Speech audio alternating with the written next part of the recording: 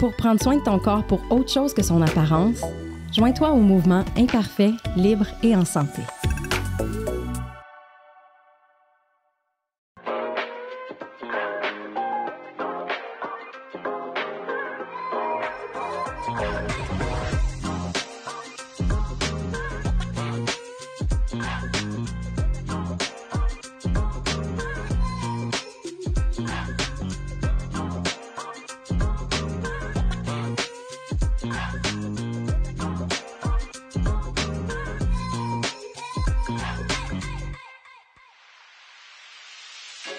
Je me questionne à savoir si d'une culture à l'autre, il y a des différences au niveau des standards de beauté et au niveau de l'acceptation corporelle. Aujourd'hui, je m'en vais rencontrer Danissa, une femme qui est issue d'une communauté Innu de la Côte-Nord.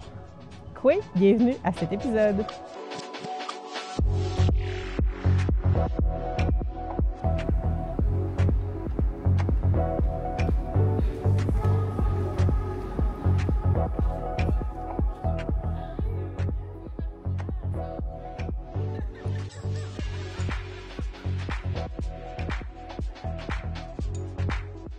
Bonjour Danissa. Oui.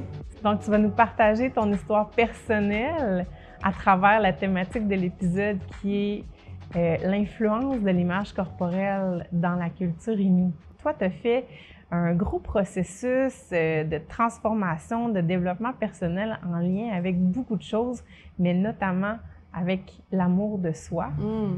Je suis très contente de pouvoir aussi partager ça parce que pour moi, c'est l'amour de soi, la confiance, c'est tous des thèmes qui vibrent à l'intérieur de moi. C'est pourquoi j'accompagne aujourd'hui des femmes. Je lance mon défi bientôt au niveau de la confiance, mais aussi la reconstruction de soi parce qu'en communauté, c'est pas toujours facile ce qu'on vit, mais il y a toujours moyen de se reconstruire dans la vie. Tu dis en communauté, c'est pas toujours facile ce qu'on vit. Toi, qu'est-ce que tu as vécu personnellement? Puis comment tu l'as transcendé dans ton histoire personnelle? Moi, j'ai grandi dans une famille un peu dysfonctionnelle. Il y avait beaucoup de consommation de drogue, d'alcool, la vente de stupéfiants. Fait que j'ai grandi dans un milieu insécurisant, des abus sexuels, l'inceste. À 18 ans, je consommais d'autres drogues de façon excessive. Puis j'ai rencontré un homme qui était violent. Donc, j'ai vu la violence conjugale, j'ai toléré. J'avais pas de confiance, j'avais pas d'estime. J'avais pas cette notion-là aussi de respect pour moi-même. Ça a été tout un mélange de beaucoup de choses, de traumatismes, des blessures qui ont répercuté aussi dans ma vie d'adulte, de jeune adulte, jusqu'à finalement en 2011. Quand j'ai réalisé que j'avais juste une seule vie, j'ai décidé de prendre le contrôle de ma vie. En quoi ça l'a impacté la relation que tu avais avec ton corps, d'avoir vécu tout ça? C'est sûr que mon corps, pour moi, c'est un objet d'assouvissement sexuel. Je n'avais pas de respect pour mon propre corps. Je prenais pas soin de moi, soin de mon corps, soin de moi, de mon mental, rien. Donc, dans mes relations à l'âge adulte, ça a pris beaucoup de temps avant que je me réapproprie ce corps-là, que j'apprends à aimer, à respecter ce corps-là. Qu'est-ce qui a changé aujourd'hui? Comment tu te sens par rapport à cette nouvelle relation-là avec ton corps? Aujourd'hui, ben c'est sûr, j'ai développé mon côté spirituel aussi. Je vois mon corps comme le véhicule qui me permet d'avancer vers ma mission de vie, avec le processus de pardon, de connaissance de soi, d'estime de soi, de confiance. Ben j'ai appris aussi à donner de l'amour à mon corps, donc prendre des bains, me mettre la crème. Comme vous voyez aujourd'hui, je suis très poupoune, je suis très féminine. J'ai aussi un côté masculin comme tout le monde, mais j'assume beaucoup ma féminité. Puis la sexualité, c'est sûr qu'ayant vécu des abus sexuels, mes relations sexuelles ont été très malsaines pendant plusieurs années, jusqu'à ce que j'apprenne à pardonner ça, mais commencer à avoir une sexualité saine avec moi-même d'abord, avant de le faire avec les hommes. Donc, d'apprendre à avoir du temps avec moi, puis tout ça. C'est important parce que sinon, on ne peut pas comme transcender cette douleur-là quand on n'apprend pas à l'assumer, mais à l'apprivoiser. Ouais, parce que les traumas, oui, ils sont là. Je les ai guéris, mais ils ne sont pas partis. Ouais. J'ai appris à vivre avec ça. Il y a des comportements, des fois, aujourd'hui, qui remontent quand même. je me parle beaucoup, mais c'est beaucoup de travail. Beaucoup, beaucoup de travail. On a parlé dans un épisode précédent de l'impact que pouvaient avoir les traumas passés sur la relation au corps, sur la perception de soi, puis sur la santé, éventuellement. Avant même de parler d'image corporelle, il est important d'aller investiguer et d'aller traiter l'impact, justement, que ces traumas-là peuvent avoir eu sur nous. Ça me permet de souligner l'importance d'être bien accompagné par un professionnel de la santé pour aller investiguer et traiter les problèmes liés à ces traumas. On parle de psychologue, de psychiatre, mais peut-être qu'en premier lieu, en parler avec un médecin, n'importe quel professionnel de la santé qui va pouvoir vous diriger vers les meilleurs soins dont vous pourriez avoir besoin.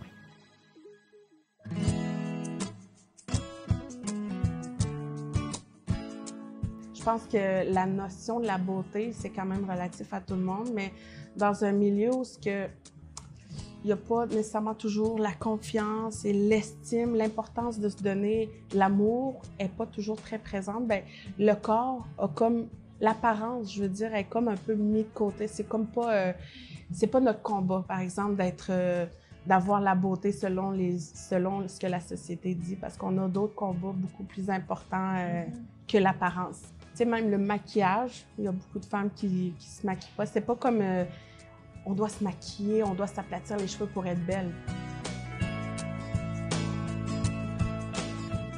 Donc, il y a un phénomène que j'ai remarqué aussi en communauté, c'est la dévalorisation interne. Nous, entre nous, on peut utiliser ça, faire l'autodérision, faire l'humour, mais vraiment mal déplacé sur des situations qu'on vit en communauté.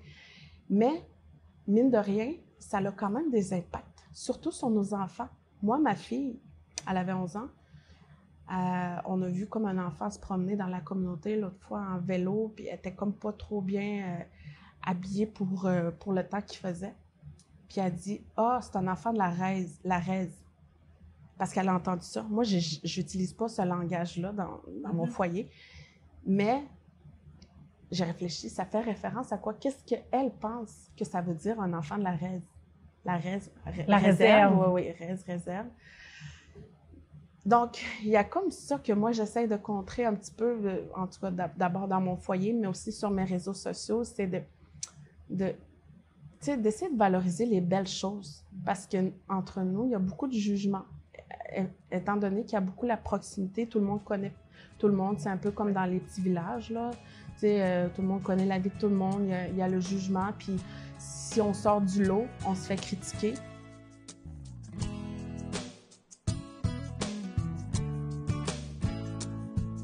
Tu as l'impression que les gens se nourrissent plus du négatif, de ce qui va pas bien, des cancans même à la limite, que de ce qui va bien.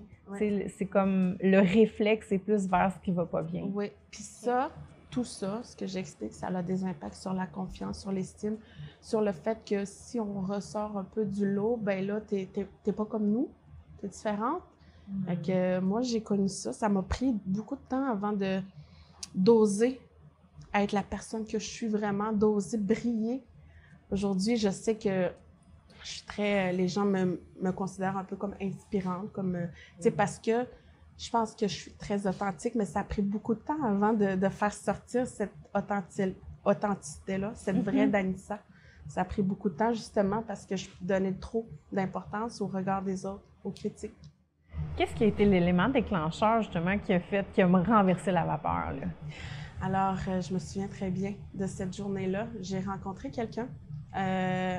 C'était une rencontre comme ça, on parlait. Puis, on a parlé beaucoup, très, très longuement. Pour finalement, à la fin, la personne me dit « Danissa, tu sais que tu as une grande mission. » Puis ça, cette phrase-là, je le savais, mais j'avais jamais osé en parler à personne.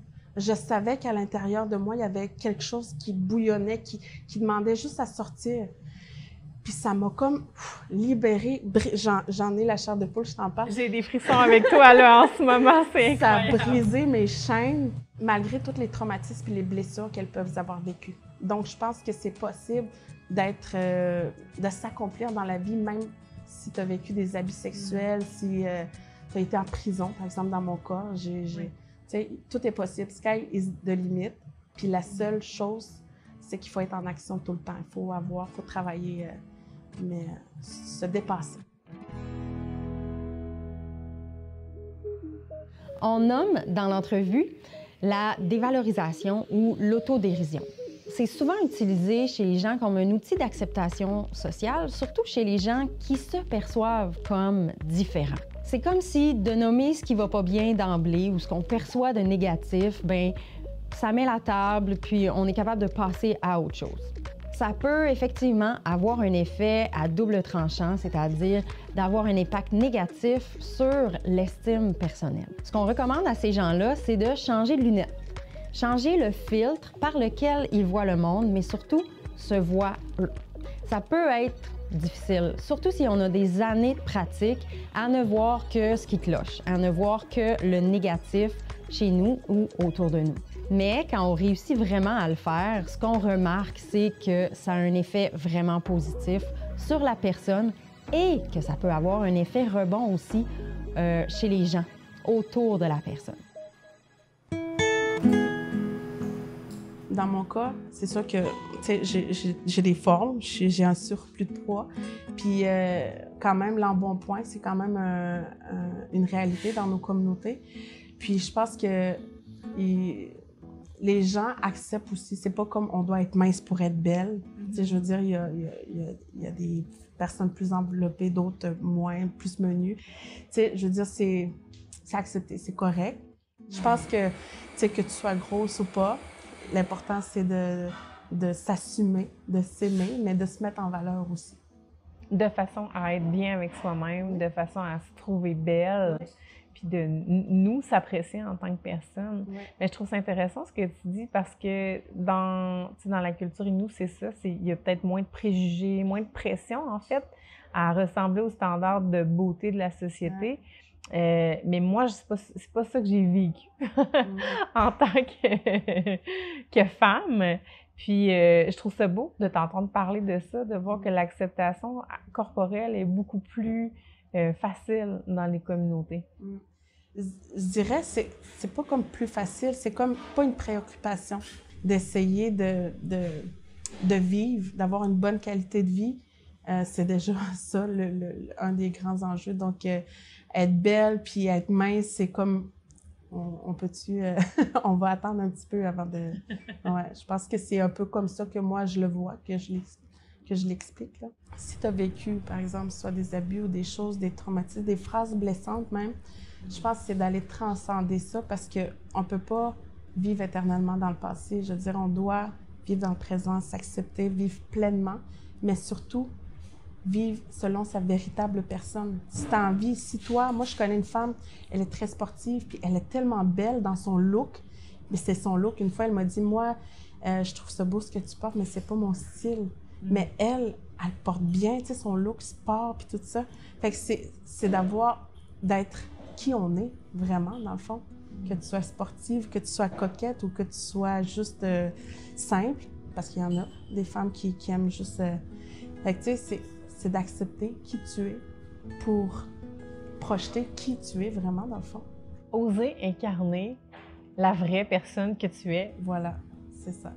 Oh, wow! Oh, Merci tellement pour cette entrevue inspirante. Franchement, là, t'es une femme magnifique.